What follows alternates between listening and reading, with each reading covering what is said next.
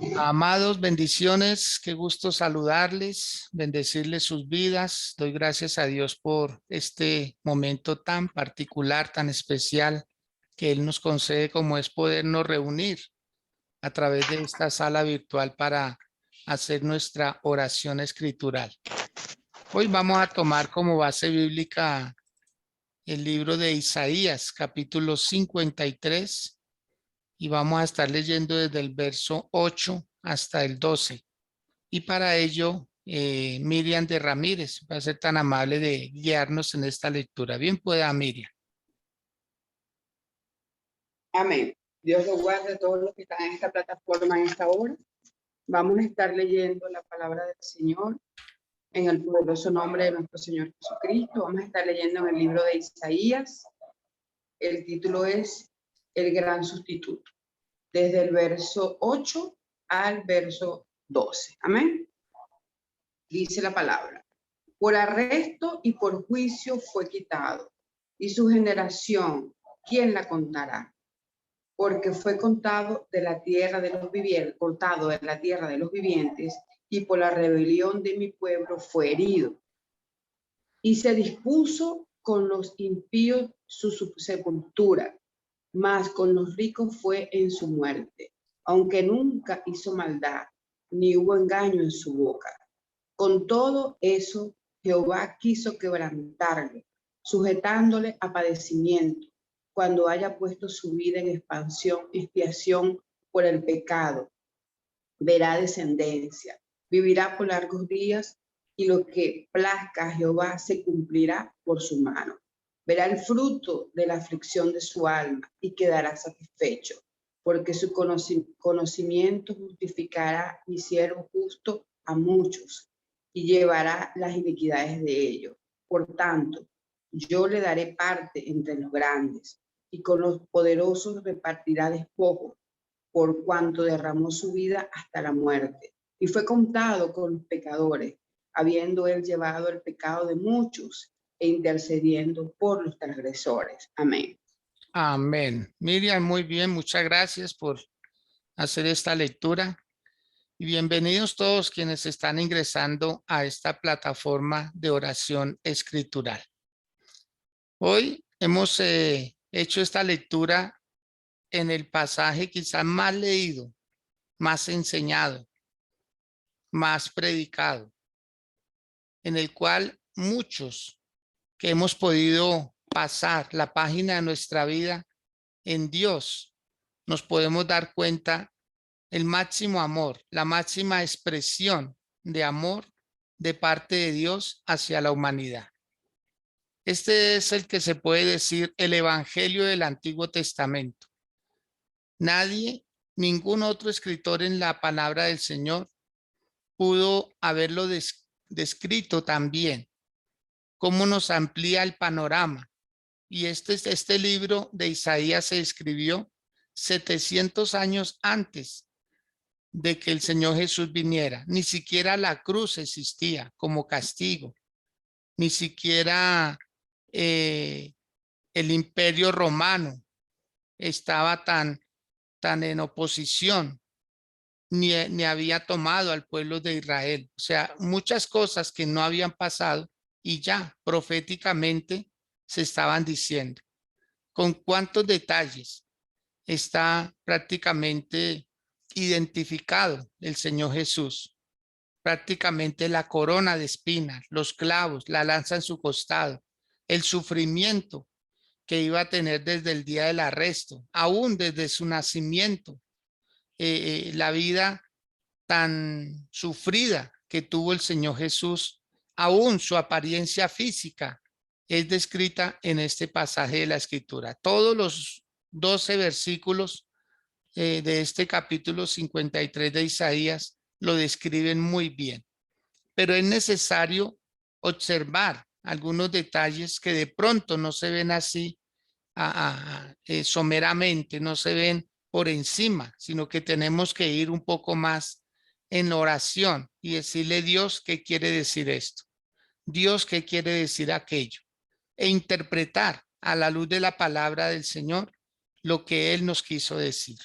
Pero cuando uno está en oración, cuando uno está compungido, conmovido, cuando uno está tocado por el Señor, definitivamente este pasaje de la Escritura cobra mayor relevancia, mayor sentido para nosotros.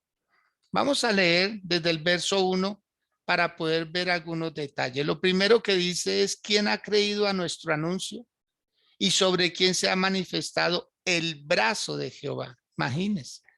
Siempre se ha dicho que el brazo de Jehová está extendido para misericordia, pero aquí es para castigo, es para dolor. Aquí es todo lo contrario. ¿Quién ha creído al anuncio? Porque desde el principio no lo creyeron. Acordémonos que el Señor Jesús, a través de el apóstol Juan, dijo, ¿sí? A lo suyo vino, pero los suyos no lo recibieron. Él vino a hacer una obra poderosa. Él vino inclusive diciendo, vino a buscar y a salvar lo que se había perdido. No habló en plural, sino habló en singular. Lo que se había perdido, no los que se habían perdido, porque todos estábamos perdidos como raza humana, pero lo que se había perdido era la herencia que Dios le había traspasado a los hijos de él, a su gente, a su creación.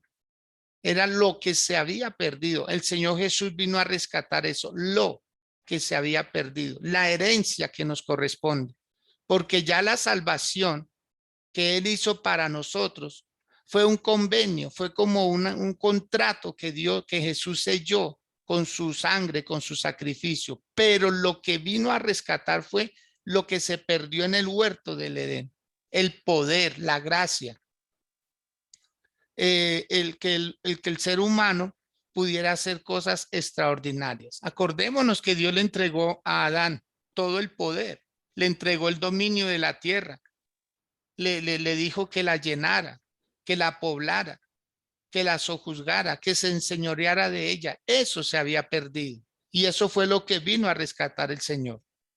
Entonces dice que nadie estaba creyendo al anuncio que él vino a dar, aunque el brazo de Jehová estaba extendido. En el verso 2 dice, cuál subirá cual renuevo delante de él y como raíz de tierra seca. O sea, el Señor Jesús, cuando vino a la tierra, ¿sí? Él estuvo como en un desierto, pero allí floreció. Por eso Dios siempre nos enseña a que nosotros no despreciemos oportunidad que tengamos. Donde quiera que estemos, el Señor nos va a hacer prosperar. El Señor nos va a hacer que nosotros demos frutos. Ni tampoco despreciar ninguna casa donde podamos entrar, donde Dios nos dé la oportunidad de predicar su palabra. ¿Por qué? Porque de ese lugar desértico, árido, casi sin vida, Dios puede hacer un huerto y sembrar árboles para que den frutos. Y luego dice, no hay parecer en él, ni hermosura. Le veremos más inatractivo para que le deseemos. En la parte, en su fisonomía, el Señor Jesús no vino con unos rasgos ni siquiera como de pronto Sansón, con su larga cabellera. No vino con su hermosura, de pronto como la de Absalón, que dice que desde la coronilla de la cabeza hasta la planta de los pies era perfecto, ¿sí? No vino ni siquiera con la altura de Saúl, que era un hombre distinguido entre muchos. O sea, él no vino con una apariencia para causar ni temor ni admiración. Él vino común y corriente, como un ser humano común y corriente, a tal extremo que cuando fue entregado por Judas Iscariote, Judas tuvo que decir, al que yo besare. O sea, ¿cómo se parecería el Señor Jesús a las personas de esa época tan normal, tan común, tan corriente, que tuvo que poner una seña? Y fue, al que yo besare, ese es, prenderle, porque él se parecía a todos los de ese momento. Entonces dice que no había en él un buen parecer. Él no era un galán de película, de novela, de ninguna escena. Él no era así, no era atractivo, no producía ese deseo de estar al lado de él, como para sentirse satisfecho. O sea, nadie se quisiera tomar una selfie con él. ¿Por qué? Porque no había parecer en él, ni siquiera hermosura, como muchos se lo estaban imaginando. Acordémonos que en el caso de Moisés, dice la palabra, que le vieron niño hermoso y por eso lo protegieron, lo cuidaron, porque un niño cuando era muy hermoso, muy bonito, lo consideraban un enviado de Dios, alguien que traía una gracia especial. Pero en el caso del Señor Jesús, para nada, para nada. Nació en un lugar humilde, sencillo, o sea, fue la forma más discreta como el Señor pudo entrar a los seres humanos para identificarse con todos. Entonces yo creo que eso a usted le debe causar cierta alegría, cierto gozo, aunque no debiera haberlo hecho. No debía, no había razones, pero él lo quiso hacer así para identificarse con todo, con la persona que se considere menos agraciada, pero también con el que se considere el esbelto, el Tony Curtis, el que se considere el mejor de los mejores o la mejor de la mejor. Entonces, ahí vemos nosotros a un Jesús identificado con quienes venía a salvar. O sea, así estábamos nosotros. Dios mío, así estábamos nosotros. Así nos veía él, porque así se hizo él. Dios. Por eso es que a veces la apariencia nos engaña, amados. La apariencia nos da un revés a nosotros. ¿Por qué? Porque él vino tal cual somos nosotros. Mejor no podía haberlo hecho para compadecerse de todos nosotros en todas las áreas, absolutamente en todas. En el versículo 3 dice que fue despreciado y desechado entre los hombres. Y así fue, aún por sus propios seguidores, como en el día que lo arrestaron, dice que todos huyeron de delante de él, lo dejaron solo, porque así estaba escrito. Despreciado y desechado, no solo despreciado, sino desechado, o sea, hágase para allá, ¿cierto? Lo rechazaban, lo sacaban. Acordémonos que él estuvo en su ciudad natal de Nazaret y allá no lo honraron. Por eso no pudo hacer muchos milagros. Dijo el Señor, nadie es profeta sino en su propia tierra, allí donde se deshonra. En los demás lugares es apetecido, pero allá no. Fue desechado y despreciado entre los hombres. Luego dice, varón de dolores, experimentado en quebranto. Experimentado. O sea, él pasó por todo. Nosotros solo conocemos la tentación en el desierto, pero él fue tentado en todo. Él fue atraído, seducido por muchas cosas. A él ciertas cosas le producían cierto apetito. Por eso dice en el libro de Hebreos que él sí puede compadecerse de nosotros, porque él logró superar toda dificultad, todo lo que nosotros nos podamos imaginar. El Señor Jesús lo superó, lo venció todo, porque él fue procesado en todo lo habido y lo por haber, lo imaginable en nosotros. El Señor Jesús pasó por ese duro tormento. Por eso, cuando usted y yo estemos pasando por dificultades, y para quienes hemos pasado por ciertas dificultades, lo hemos podido experimentar, que Él ha sido tan grande, tan poderoso, tan glorioso, que Él se identificó también con los dolores más graves del ser humano, con esos dolores que hasta privan a una persona. Él lo probó. Dice, varón de dolores, experimentado en quebranto, lo pasó. Luego dice, y como que escondimos de él el rostro, fue menospreciado y no lo estimamos. Por eso es que se necesita ahondar en oración. Por eso es que se necesita que uno esté metido en esos tiempos de oración, de ayuno. ¿Para qué? Para afligir la carne.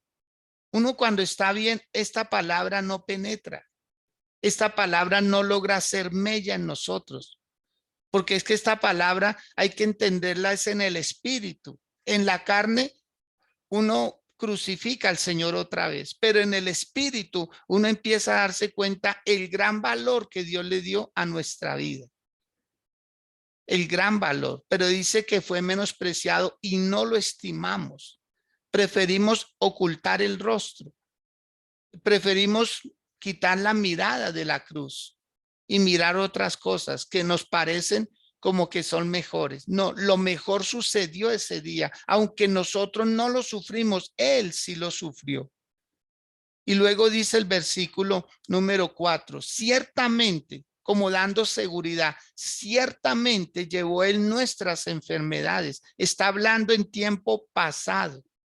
No dice llevará, sino que dice llevó nuestras enfermedades. Y luego dice sufrió, nuevamente tiempo pasado, sufrió nuestros dolores. ¿Mm? ¿Y nosotros qué hicimos? Le tuvimos por azotado, por herido de Dios y abatido. En pocas palabras, como si para él fuera justo eso. Para él no era justo. Justo por nosotros, pero no por él. Porque ahí estaba representando nuestra vida. Éramos nosotros los que debíamos estar ahí, pero él quiso ser el sustituto. Así es como Miriam leyó el título, ¿verdad? El sustituto del ser humano. Nadie podía hacerlo igual. Una mamá no puede sustituirlo a uno. Un hermano, un padre, un amigo no lo puede sustituir a uno. Él se ofreció como sustituto. Nunca le pedimos que lo hiciera. Él sabía que debía hacerlo porque no había otra manera. Por esa razón, nosotros a veces lo tenemos por azotado de Dios y por herido y abatido, como si él lo mereciera. En el verso 5 dice, mas el herido, ahí está la respuesta a lo que dice el verso 4. Mas el herido fue por nuestras. Por favor, subrayen en su Biblia ese nuestras, la suya y la mía, nuestras rebeliones. Luego dice molido por nuestros. Otra vez, subraye ese nuestros pecados. ¿Se da cuenta? No eran por los de él, eran por los nuestros. En pocas palabras, lo voy a colocar en un ejemplo. Los atracadores háganse acá. El Señor Jesús también se hacía ahí. Los maltratadores háganse acá. El Señor Jesús también se hacía allí. Los que roban y hacen engaño, malversando fondos, háganse acá. El Señor Jesús se pasaba allá. O sea, el Señor Jesús estaba en todos los grupos, identificándose. Y luego dice, el castigo de nuestra paz fue sobre él. Por eso si usted disfruta de paz, si usted disfruta de tranquilidad, si usted disfruta de un buen hogar, de una buena familia, de un buen techo, de un buen alimento, si usted disfruta de un buen trabajo, dele gracias a él, porque es por él que usted puede tener eso. El castigo de nuestra paz, todo lo que a uno le dé paz fue porque él se la ganó. El peor error que podemos cometer nosotros actualmente es decir, esto lo hice por mí mismo. Sí, Dios le dio salud, le dio ideas, Dios le dio la capacidad. Pero hay personas que dicen, no, si yo no trabajo, no como. Sí, claro que sí, eso es natural, es un buen dicho, pero es la misericordia de él. ¿Cuánta gente tiene más dinero del que podemos tener nosotros, pero no tiene salud para disfrutar? ¿Cuánta gente puede tener las riquezas del mundo, pero hoy viven solos? Están solos a esta hora, mientras nosotros estamos aquí acompañados. Usted prende una cámara y ya tiene a alguien ahí. Alguien lo está esperando. Alguien lo está saludando. Pero hay mucha gente que no tiene quien le alcance un vaso de agua. Y tiene vajillas y tiene vasos de plata hermosos, brillan, el cristal hermoso, resplandeciente, pero no hay quien le alcance un vaso con agua. Tienen que hacer sus necesidades en su propia cama. Amado, dele gracias a Dios. La paz que usted tiene es porque Él se la otorgó. Es porque Él se la otorgó. Usted Usted lo que ha hecho es como tratar de buscar cosas, pero es el Señor el que lo ha estado guiando para esas buenas cosas. Y luego dice, y por su llaga fuimos, otra vez, tiempo pasado. Y por su llaga, mire cómo fue el Señor Jesús, toda una llaga, desde la cabeza hasta los pies. Él quedó convertido en una llaga. Esa puede ser la segunda interpretación con respecto a su hermosura y atractivo. Que el Señor Jesús quedó desfigurado en esa cruz. Nada era apetecible de él. Por eso mucha gente decía, este es el que hacía milagros, este es el que resucitaba muertos, este es el que limpiaba leprosos, este es el que echaba fuera a los demonios. Este no lo podían creer. No lo podían creer. Alguien dijo, andar al lado de un procesado da la sensación de andar al lado de un fracasado. Pareciera. Mire que la máxima autoridad de la iglesia tradicional dijo lo siguiente, que la cruz de Cristo fue el fracaso de Dios. Búsquelo en las redes sociales, ahí está. Él lo dijo textualmente, la cruz fue el fracaso de Dios. Entonces, ¿en qué está enseñando este señor? ¿Qué están enseñando allá? Si para ellos fue un fracaso, para nosotros es nuestra más grande victoria, para la raza humana. Eso hubiera querido el diablo, por eso lo está expresando a través de estas personas, haciendo creer que fue un fracaso. ¡Ja! Por favor, ahí estuvo nuestra victoria. Eso es como decirle a una madre, no valió la pena su sufrimiento en la sala de parto.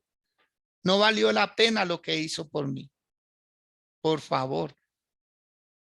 Es lo más grande que pudo haber hecho Dios, pero fue lo más bajo que pudo haber llegado por amor a nosotros, exclusivamente por amor a nosotros. Todo Él lo hizo por amor a nosotros. En el verso 7 sigue diciendo, angustiado Él y afligido, no abrió su boca. Angustiado y afligido, da la sensación de una derrota. No, Señor, no fue. Dice que él estaba angustiado y afligido, pero para demostrar su amor, no abrió su boca. Le hubieran dado ganas de haber dicho algo, pero si la abrió, fue para decir, Padre, perdónalos porque no saben lo que hacen. Si abrió su boca, fue para entregarle a su querida madre, a su discípulo Juan. Si abrió su boca fue para decir consumado es. Si abrió su boca fue para ayudar a la humanidad. Él no la abrió para venganza.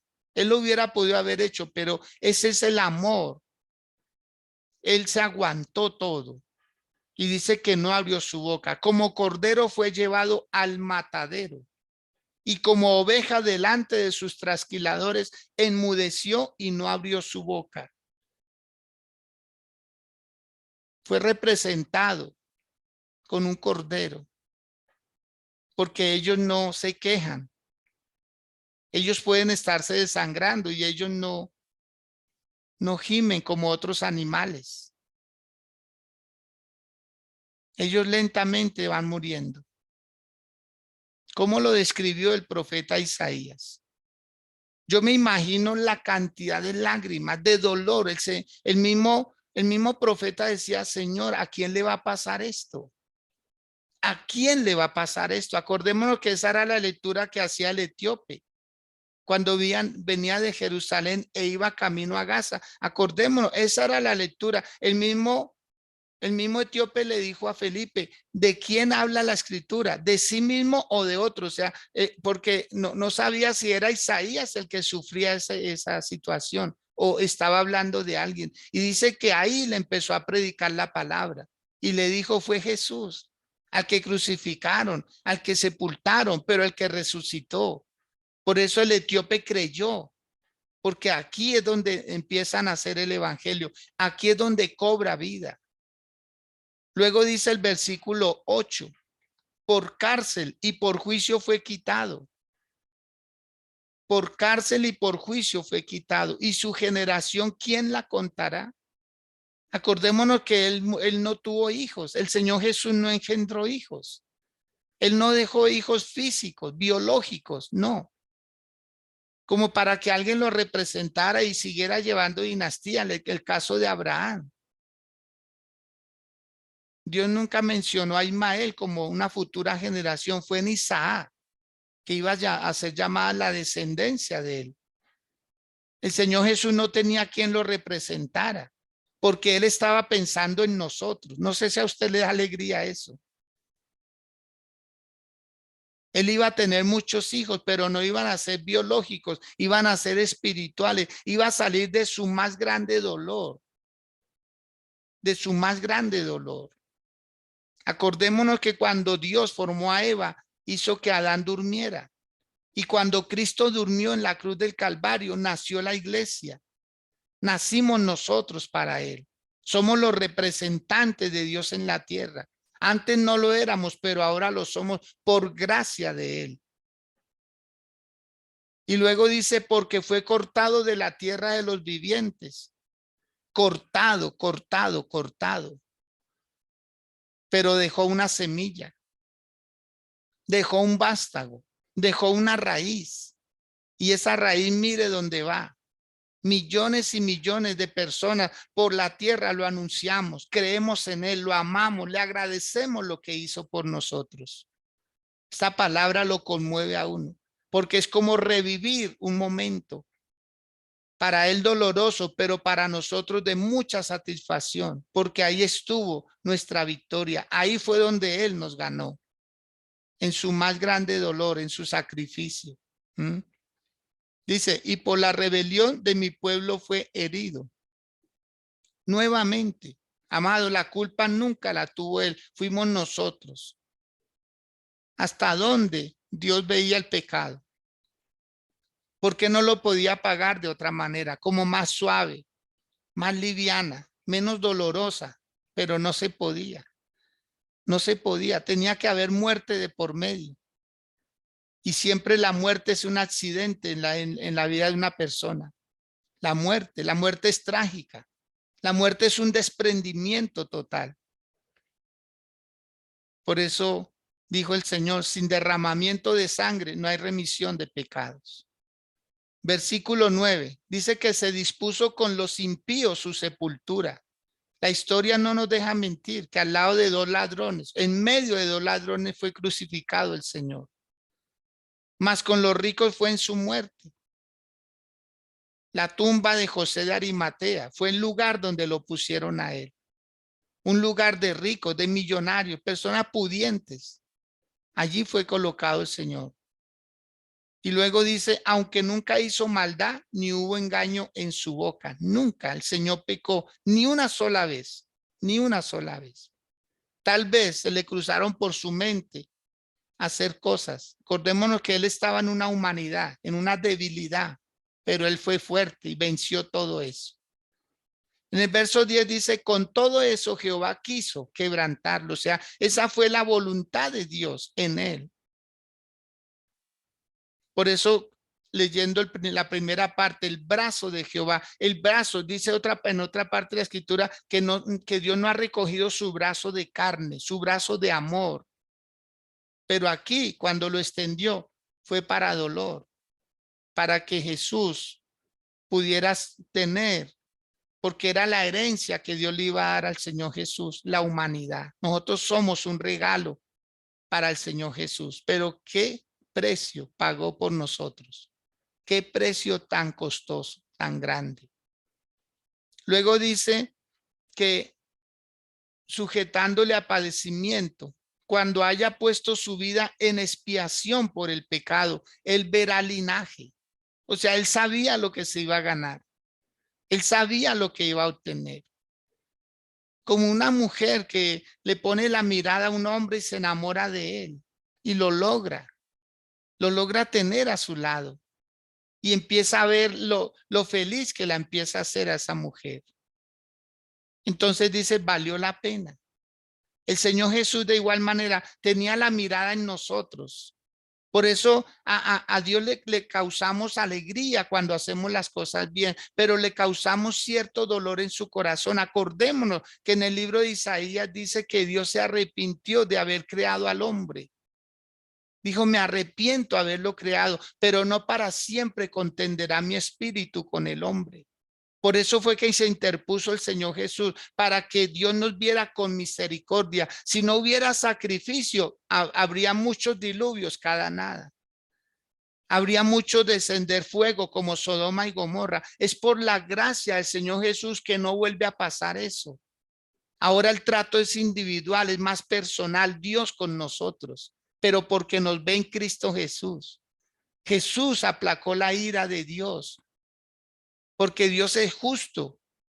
Es su justicia la que demanda castigo, es su justicia. No es que Dios quiera hacerlo, es que hay una ley implícita en Dios que demanda castigo en el ser humano.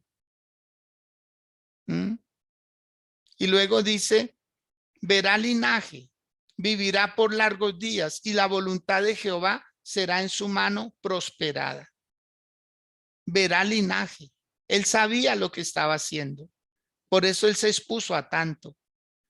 Por eso él se atrevió a decir, e incluso cuando estaba en la cruz del Calvario, tengo sed. ¿Y sabe por qué lo dijo? Él lo dijo para que la escritura se cumpliese. Era lo que le faltaba. En su peor momento, en su momento de mayor dolor, pero allí se acordó, dijo, tengo que cumplir, tengo que decir, tengo sed, a sabiendas que le iban a dar vinagre. Él sabía que le iban a dar vinagre. Me imagino el dolor a esas heridas que le echen vinagre. Wow, Dios mío. Pero él sabía, él dijo, tengo que decir eso. Él no dejó pasar por nada. Por eso la Biblia dice que ni una tilde, ni una coma dejarán de pasar. Todo se debía cumplir en Cristo Jesús y se ha cumplido. Pero viene algo que dice ahí en el versículo 11. Verá el fruto de la aflicción de su alma y quedará satisfecho. Verá el fruto de la aflicción de su alma y quedará satisfecho. Nosotros somos los que le damos ese beneplácito al Señor Jesús. Cuando hacemos las cosas bien, el Señor Jesús dijo, si me amáis, guardad mis mandamientos. Es cumplirle al Señor, porque Él nos cumplió a nosotros. O sea, su entrega fue total, que la nuestra sea igual. Él no dio una parte, Él lo dio todo. Él se dio todo, toda su vida. Esos 33 años de vida de Él, yo me imagino. Mucha gente piensa que el mayor milagro fue en lo último, no. Todos los 33 años fueron un gran milagro de Dios con la raza humana. 33 años sometido a un cuerpo, al tiempo, al dolor, al día y a la noche, para que Dios soportara todo eso 33 años. 33 años, un gran milagro. No fue un solo momento, porque muchos dicen, sí, en la cruz, fueron desde que nació. Meterse, envasarse en algo que Él creó. Vivir en algo, en un lugar. No sé si usted ha visto documentales de personas que hacen experimentos sociales. Ricos que se visten de mendigos y viven en la calle. Periodistas que han logrado hacer ese papel. Dice, a ver cómo se vive en la calle. Y a veces no lo soportan. Dice, cómo se vive comiendo de la basura. Cómo se vive mendigando. Cómo se vive a la intemperie. Cómo se vive así. Y muchos dicen, no, eso es duro. Eso es duro. Jesús lo vivió. 33 años. Perdóneme la expresión que voy a usar en esta basura. 33 años. 33 años. Como un hombre que murió, dice que clínicamente murió. Y los familiares clamaban y decían, Señor, devuélvenos, Señor, devuélvenos, Señor, devuélvenos. Y fue tanto lo que insistían en oración que Dios le dijo a esa persona, porque ya lo tenía en su presencia, le dijo, hijo, debes volver a la tierra.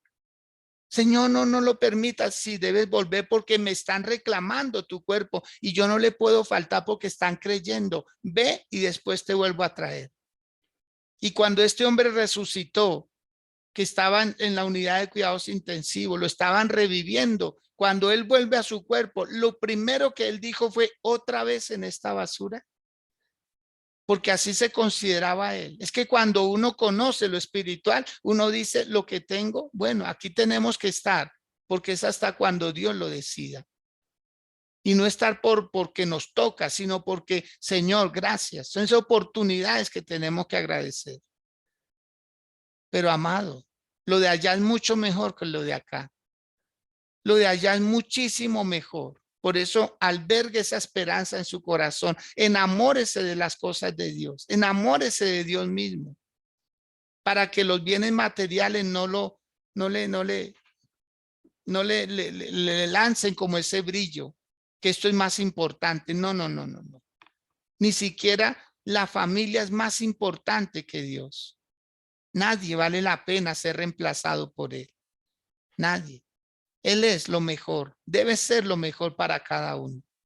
Pero eso cuesta. Hay que ir en oración. Hay que ir en intimidad. Hay que conocerlo a Él para poder hablar de esa manera. Y luego dice que por su conocimiento justificará mi siervo justo a muchos. Subraye esa palabra, por favor, muchos. Muchos. Ojalá hubiera sido a todos. Esto es lo que muchas veces se cuestiona. La iglesia tradicional quiere llevar a todo mundo al cielo. A través de rezos, a través de misas, a través de ofrendas, a través de muchas cosas. E incluso hasta inventaron el purgatorio. Amado, el purgatorio no existe. Por favor, quite esa doctrina de su mente. No existe. Si existiera un purgatorio, de nada hubiera valido la cruz de Cristo, el sacrificio de Jesús. Si alguien pudiera expiar sus pecados y después pasar al cielo. Amado, solo hay cielo y hay infierno. No hay lugar intermedio. No existe. Esa doctrina la crearon en el siglo VII para recaudar fondos para la iglesia tradicional. Esa doctrina la crearon para que la gente tuviera como una esperanza, pero la esperanza está aquí en vida, aquí en vida. No es morir para purgar pena, no es como una cárcel en donde se castiga un tiempo y de ahí sale para el cielo. No. O si no, vana hubiera sido la cruz de Cristo. No hay lugar intermedio. Por favor, escudriñe, lea. Mire, yo aquí le adelanto algo. No existe el purgatorio. No existe. Nos hicieron creer eso. Juan Tetzel, que era un enviado del Papa en aquel entonces, era el que vendía indulgencias, permisos para pecar. Si tenía la firma y el sello del Santo Padre, entonces podía pecar. Nadie lo podía castigar por ese pecado, con tal de que pagara un permiso para pecar. Ay, Dios mío. Es que con la religión, si quiere anote esta frase, anótela, ojalá con letras mayúsculas. Si la va a publicar, tenga cuidado al publicarla, porque le va a causar dolor a muchos, escozor también. Dice, el camino más transitado al infierno es el camino de la religión. El camino más transitado al infierno es el camino de la religión. Por ahí van muchos. Y aquí dice la palabra, mi siervo justificó a muchos. A nosotros nos justificó. No que fuéramos justos, Él nos justificó a nosotros con su sacrificio y llevará la iniquidad de ellos. En el verso 12, terminando, dice, por tanto, yo le daré parte con los grandes. Dios mío. Y con los fuertes repartirá despojos. ¿Sabe quiénes son los fuertes en esta escritura? Usted y yo somos los fuertes, los que nos atrevimos a creer en Él y estamos dispuestos a dar la vida si es necesario por su nombre, por su causa. Con los fuertes repartirá despojos. Por eso dice el Señor, el que ponga la mano en el arado y mire hacia atrás no es digno de mí, pero el que ponga su mano en el arado y avance, mire mi amado, prepárese, por favor prepárese. Porque el Señor va a repartir del botín con sus escogidos. El botín. El Señor nunca peleó una batalla donde no hubiera botín. Donde hay botín, dice que como David le va a repartir a los 600 hombres, 400 fueron con él, 200 se quedaron cuidando a las mujeres, a los niños, a los ancianos, y el Señor le repartió a ellos, David le repartió a ellos, los que fueron a la guerra y los que se quedaron. El que ayuna tiene botín, el que predica tiene botín, el que ora tiene botín. Ay, Dios. Repartirá despojos con los fuertes. por cuanto derramó su vida hasta la muerte y fue contado con los pecadores, habiendo él llevado el pecado de muchos, se da cuenta, de muchos, y orado por los transgresores. Yo le invito a que hoy incline su rostro, pero no como siempre, hágalo con más reverencia. No sé dónde se encuentra usted en este momento, no sé ni siquiera cómo se encuentra, pero sé que esta palabra usted lo dimensiona y lo lleva más allá. Usted no puede estar tan bajo que la mano de Dios no esté más debajo para levantarlo. Su cruz, el lugar, es el lugar de dolor para él. Pero ¿por qué no abrió su boca? Porque nos estaba mirando. Eso hace el amor. El amor todo lo sufre. El amor todo lo cree. El amor todo lo soporta. El amor sabe esperar. Y él está viendo el fruto de la aflicción de su alma. Usted es un fruto para él. Usted es un regalo de Dios para él. Usted es lo que le dio gozo y alegría al Señor Jesús. Él estaba pensando en usted, Sandra Casalla. Él estaba pensando en usted, Lady Cifuente. Él estaba pensando en su esposo Jonathan, en su hijo Jerónimo. Él estaba pensando en usted, Ingrid Chavarro, en su esposo Carlos. Él estaba pensando en sus hijos. Él estaba pensando en su familia, Marisol. Él estaba pensando en usted, Elena Sierra. Él estaba pensando en usted, Ángela Rico, en sus hijos, en Gabriela, en Tiago. Él estaba pensando, por eso no abrió su boca, porque estaba mirando a Jimena Carvajal. Dijo, esa niña yo la voy a salvar. Él estaba pensando en usted, Blanca Forero, Brenda Arenas, en sus hijos. Él estaba pensando ahí. Incline su rostro, por favor. Si quiere, no le diga nada al Señor. Solamente ámelo. Ámelo con su silencio. Ámelo con todo su ser, con lo que tenga ahora ahí a disposición. Ámelo a Él. Dale, Señor, qué pena contigo. A veces pedirte más de lo que ya me has dado. A veces pedirte cosas, Señor. Invierto oraciones en cosas que a veces no tienen mayor relevancia, Señor. Cuando lo que debo es agradecer lo que ya tengo, lo que ya me diste, Señor, lo que ya me entregaste en la cruz del Calvario. Todo lo hiciste por amor a mí, por amor a mi casa, por amor a la humanidad. Se da cuenta que el Señor tiene misericordia de todos, pero no todos hemos entendido esta palabra, no todos. Ojalá todos la entendiéramos. Pero hay personas que se levantan, enemigos de la cruz de Cristo. Nosotros fuimos también enemigos de la cruz de Él, pero Él ahora nos redimió, nos justificó, nos perdonó, lavó nuestras heridas, sufrió nuestros dolores. Por eso hay cargas ilegales en su vida. Hay cargas ilegales, hay enfermedades que son ilegales que usted la lleve. Es ilegal que usted esté enfermo. Es ilegal que usted esté pasando por situaciones, porque el Señor Jesús quitó toda enfermedad. Si quiere, háblele a la enfermedad a la que usted esté padeciendo. Háblele a la enfermedad, háblele inclusive a la escasez. Dígale, es ilegal que yo no tenga para comer. Es ilegal que yo no tenga para poder realizar mis sueños. Es ilegal que yo sea pobre. Es ilegal que yo esté enfermo. Es ilegal que yo esté solo. Porque no es bueno que el hombre esté solo. Le haré ayuda idónea para él, dice el Señor. ¿Cuántas cosas son ilegales? Pero mucha gente lo ha tomado como una legalidad. Es que nací para estar solo. No, usted no nació para estar así. Usted no nació para vivir así. Eso es ilegal. Eso es ilegal. Por eso le invito a que hoy vaya al ayuno, a la iglesia. Le invito a que mañana esté en el culto. Mañana tendremos la reunión a las 9 de la mañana. Le invito a que usted haga parte de esta gran celebración, porque Dios va a tocar su vida. Esto va en aumento, mis amados. Esto va en aumento. La palabra, la unción, la revelación va en aumento. Y Dios va a hablar a su corazón como lo está haciendo en esta hora, porque sé que Dios ha llegado a su vida, a su corazón, porque le está haciendo entender el gran valor que usted representa para Dios. No es poco, es mucho. Porque de tal manera amó Dios al mundo que dio a su Hijo unigénito, para que todo aquel que en él cree no se pierda, mas tenga la vida eterna.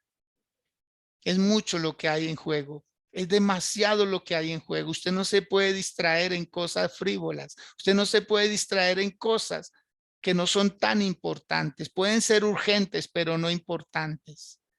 Por eso en este día dígale al Dios de los cielos, Señor, ¿cómo no amarte? ¿Cómo no amarte? ¿Cómo no amarte? ¿Cómo no amarte, Señor? ¿Cómo no amarte? Angélica Sánchez, por favor, prenda su micrófono. Cuéntenos. Amén. Buenos días, mi pastor. Muy buenos días. No, mi pastor, pues yo creo que el amor que Jesús ha tenido por nosotros ha hecho que hoy sigamos de pie, Amén. porque yo sé que todos hemos pasado momentos muy duros, muy difíciles, dolorosos, pero seguimos creyendo que lo que Jesús hizo en la cruz por amor, aquí yo estaba diciendo, todo fue por amor. Cada vez que su merced decía algo de mi Jesús, yo decía, fue por amor, por amor. Cuando tú tienes hijos, entiendes el valor del amor, Amén. porque antes tú dices, bueno, a veces creemos que lo que nuestros papás hacen por nosotros es por obligación, pero cuando tú tienes hijos entiendes que es por amor. Incluso llegas a entender un poco más el amor de Jesús, porque tú dices, doy todo por mi hijo, yo doy todo por mi hija, he dado lo que más he podido por mi hija y yo sé que puedo seguir haciéndolo. Y es que estoy un poquito quebrantada porque en verdad Él ha hecho todo por nosotros y solamente queda decir gracias, te amo y quiero estar ahí para ti. A veces somos tan desagradecidos, tan injustos, pero Él vuelve y nos busca, pero Él vuelve y nos abraza, pero Él vuelve y da todo por nosotros. Entonces yo creo que hoy es un día de decirle gracias por amarme, gracias por amarme a mí y por amar a mi casa, por morir por mí. Amén, mi pastor. Amén. Creo que no es la única que está conmovida. Creo que no es la única que siente eso, porque es Él, es su amor que nos tiene aquí. Gracias por sus palabras, Angélica, y gracias por valorar. Y ojalá que todos valoráramos, que no fuera necesario pasar por tantas situaciones, sino que le diéramos lugar al Señor, al Espíritu Santo, para que Él nos revele la cruz, para que Él nos revele verdaderamente el precio tan grande, porque a veces nos sentimos tan insignificantes, sin valor, que hasta decimos palabras degradándonos, desmeritándonos, cuando no es así. Así que hoy, por favor, cuando se mire al espejo, vea al grande, vea al mejor, vea a la persona que Dios ha estado puliendo desde la cruz del Calvario. Todavía tiene vigencia ese sacrificio. Así que mil bendiciones para todos. Los quiero mucho. Bendigo sus vidas. Esa es una de las razones por las cuales cada día le pido al Señor que nos hable, que nos ministre, que nos deje ver su gracia, más de lo que ya lo ha hecho, pero que como seres humanos necesitamos toques divinos, fuerzas para ser levantados y seguir adelante.